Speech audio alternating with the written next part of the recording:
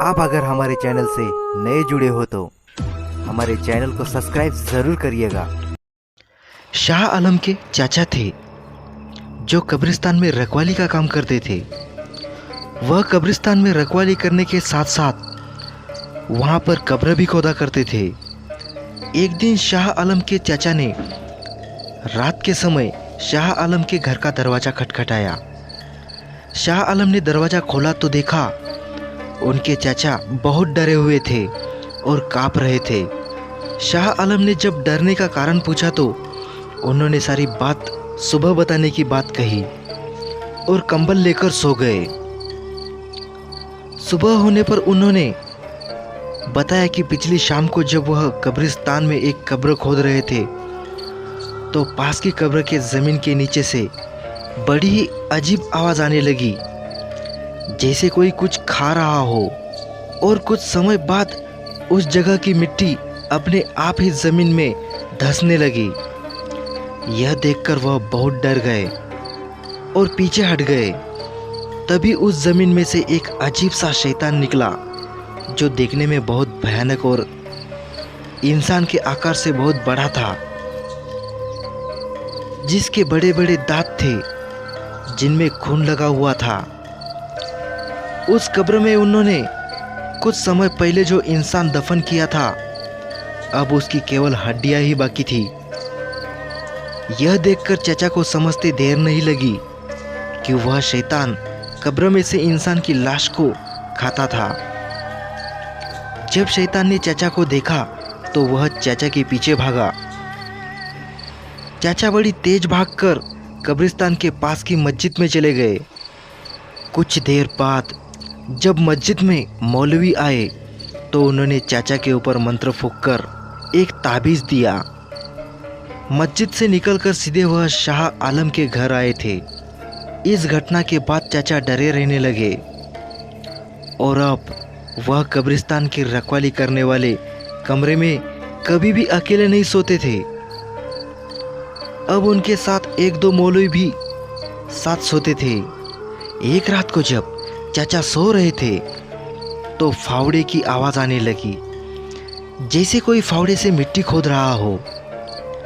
फावड़ा चलाने का काम तो केवल चाचा ही करते थे।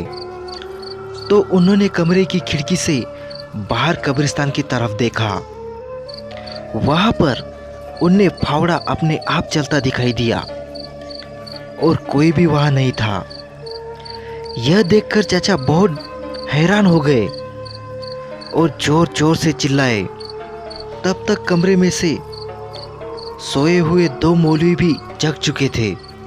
चाचा की आवाज़ जब उस दिन दिखने वाले शैतान या भूत ने सुनी तो उसने गुस्से में वह फावड़ा बड़ी तेजी से चाचा की तरफ फेंका।